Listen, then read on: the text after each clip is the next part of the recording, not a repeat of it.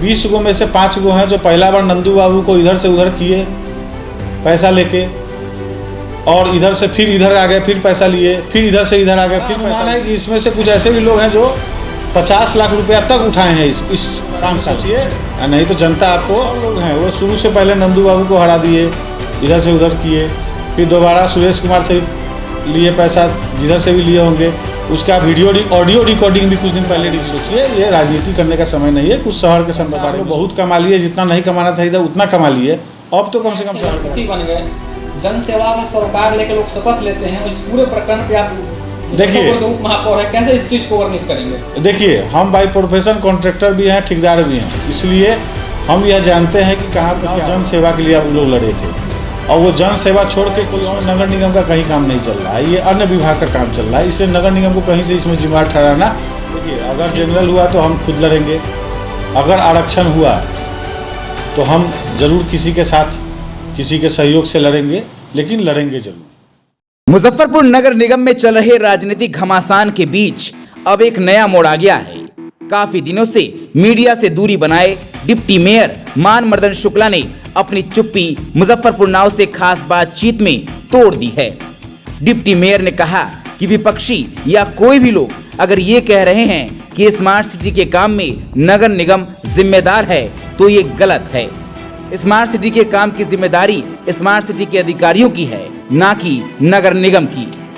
वहीं फर्दो नाला की उड़ाही के सवाल पर उन्होंने कहा कि ये प्रस्ताव हम लोगों का है, फिर इसमें हम लोगों को क्या आपत्ति होगी।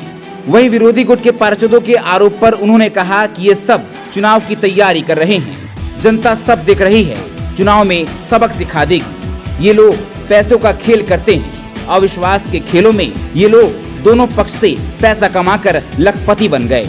आने वाले नगर निगम चुनाव में उन्होंने स्पष्ट कहा है कि सीट अगर जनरल रहा तो वो खुद महापौर का चुनाव लड़ेंगे। बोर्ड के बैठक के विपरीत जो है सो पार्षद हैं, 20 पार्षद, और लिख के दिए हैं कि बोर्ड का बैठक जो है सो सही तरीके से नहीं हुआ, 20 पार्षद का उसमें दस्तखत है। क्या कुछ कहेंगे उस पूरे प्रकरण पर? देखिए, बोर्ड का बैठक होता है तो उसमें वीडियो रिकॉर्डिंग होता है। हमारा मांग है नगर आयुक्त से या जहाँ भी वो लोग पत्र लिखे हैं कि वीडियो को साक्ष्य के रूप में मंगाया जाए और उसको देखा जाए कि कहाँ पर अनियमितता हुई है। दूसरा बात है इन पार्षदों का, तो भाई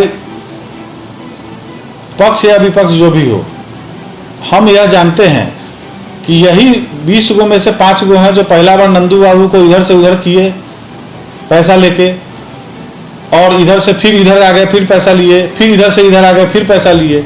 हमारा अनुमान है कि इसमें से कुछ ऐसे भी लोग हैं जो 50 लाख रुपया तक उठाए हैं इस 5 साल में। तो कृपया करके शहर के बारे में सोचिए, नहीं तो जनता आपको देख रही है।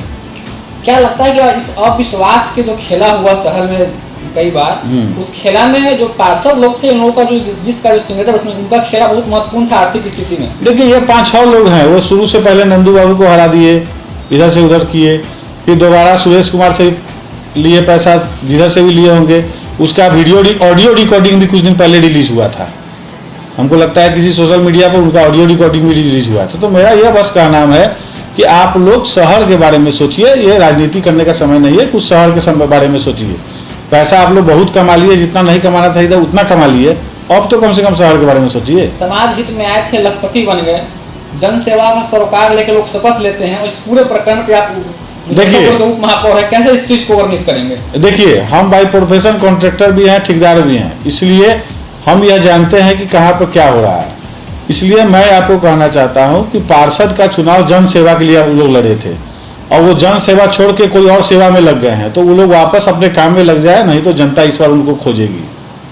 लगातार अगर अविश्वास की ही बात की जाए तो मुजफ्फरपुर में अविश्वास आप पे भी आया, नगर निगम में लगातार आप महापौर हैं। शहर की अगर विकास की बात की जाए तो लगातार आपका योगदान रहता है, चाहे वो विपक्षी हो कोई भी हो, आपका इस चीज में आपका सराहना करते हैं। लेकिन लगातार जो आरोप नगर निगम पे लगता है स्मार्ट सिटी का आरोप है, तो उसका कैसे खंडन करते हैं उप महापौर रहते हुए? आरोप क्या है पहले ये पता चले तब उसका खंडन किया जाए। स्मार्ट सिटी के कार्यों में लगातार लोग कहते हैं कि अनियमितता है, नगर निगम जिम्मेवार है। क्या लगता है स्मार्ट सिटी परियोजना न उसमें उप महापौर का योगदान है, न महापौर का योगदान है, फिर नगर निगम कैसे जिम्मेवार है? देखिए, एक बात तो शहर के नागरिकों को हम साफ स्पष्ट बता दें कि शहर में एक नगर निगम ही एजेंसी नहीं है जो रोड नाला का निर्माण कर रही है। आपका बुडको है, PWD है, डूडा है, अन्य भी विभाग है जो यहाँ काम कर रहे हैं। तो इकलौते नगर निगम जिम्मेवार नहीं है। और जो शहर के बीचों बीच जहाँ भी आप रोड खना हुआ देख रहे हैं या अन्य जो काम चल रहा है, हमको लगता है कि इसमें नगर निगम का कहीं काम नहीं चल रहा है, ये अन्य विभाग का काम चल रहा है। इसलिए नगर निगम को कहीं से इसमें जिम्मेवार ठहराना ठीक नहीं है। उसके लिए अलग से अधिकारी नियुक्त किए गए हैं। हम लोग बराबर उन पर प्रेशर बनाते हैं कि आप जल्द से जल्द इस समस्या का निदान कीजिए ताकि जनता को कष्ट न हो। लगातार आप उप महापौर रहे, महापौर के भी चार्ज में रहे, कई सारी योजना आपने दिया, जैसे चाहे वो फर्दो नाला की उड़ाही हो, सबसे पहले पत्र महापौर से पहले आप ही ने दिया था।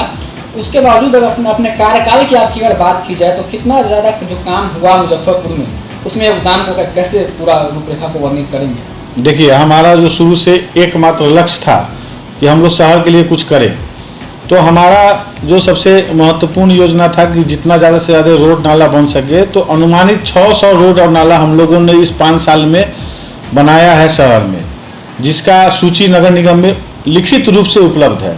उसका दावा भले कोई भी करे कि हम बनाए, नहीं, ये हम लोग के कार्यकाल में हुआ है, ये हम लोग के पार्षद का योगदान है, हमारे महापौर का योगदान है, हमारा योगदान है। दूसरा है कि जो फर्दो नाला का उगाही 2003 में हुआ था पिछले बार, उसके बाद इस बार कितना प्रेशर बनाने के बाद हम लोग उसका उगाही करा रहे हैं। हमारे वर्तमान महापौर सुबह और रात जाके उसका निरीक्षण भी कर रहे हैं, जो कैसा काम चल रहा है, कहाँ गड़बड़ी है, कहाँ ठीक से काम कराने का प्रयास भी करा रहा है। तो आरोप लगाना ये विपक्ष का काम है और उसका कोई काम ही नहीं है। वो 5 साल विपक्ष में रहे हैं, उनका काम है आरोप लगाते रहे हैं, उससे हम लोगों को कोई फर्क नहीं पड़ता है। वे लोग अगली चुनाव का तैयारी कर रहे हैं, वो घेरना चाहते हैं तो ठीक है, घेरे, स्वस्थ राजनीति करें, हम भी राजनीति के लिए तैयार हैं, लेकिन उससे विकास पर कोई बाधा नहीं आएगी। मुजफ्फरपुर स्मार्ट सिटी में मशहूर है, स्मार्ट सिटी में काम भी चल रहा है। उप महापौर है कि दुख ही नहीं होता है कि जहाँ तहाँ शहर में गड्ढा खोद दिया गया है और काम पूर्ण नहीं किया गया है, लोग गिर जाते हैं, नली गली पानी सर के बदबू देता है। इस चीज़ से कहीं ना कहीं उप महापौर रहते हुए आपको दुख होता है कि नहीं होता है? देखिए, आपको हम बता दें, पिछले 2 वर्ष में जो शहर में जल जमाव हुआ था, उस समय जो कष्ट हुआ था पब्लिक को, उससे निदान पाने के लिए हम लोग प्रेशर बना के इस समस्या का निदान खोज रहे हैं कि जल्द से जल्द नाला का निर्माण हो, रोड बन जाए, ताकि इस बार जल जमाव शहर में नहीं हो। कुछ दिन का कष्ट है, हमको उम्मीद है कि बारिश से पहले सभी काम आपको धरातल पर मिलेगा और जनता को इस बार बारिश में कोई कष्ट नहीं होगा। जो 2-3 महीने का कष्ट है, उसके बाद शहर का सारा रूपरेखा धरती आपको दिखाई देगा कि सब चीज़ अच्छा से काम हुआ है कि नहीं हुआ है। मुजफ्फरपुर की राजनीतिक में आपकी सक्रियता शुरू से देखी जाती है, चाहे वो पूर्व की बात हो या वर्तमान में बात हो। क्या लगता है कि आने वाले समय में अब जो है सो चुनाव उप मेयर का या मेयर का चुनाव अब आम जनमानस अपने से खुद से करेंगे? आने वाले राजनीतिक हो या MLA का राजनीतिक हो या फिर नगर निगम की राजनीतिक हो, मानवर्धन शुक्ला की सक्रियता क्या उसमें भी देखने को मिलेगी? देखिए, अगर जनरल हुआ तो हम खुद लड़ेंगे, अगर आरक्षण हुआ तो हम जरूर किसी के साथ, किसी के सहयोग से लड़ेंगे, लेकिन लड़ेंगे जरूर।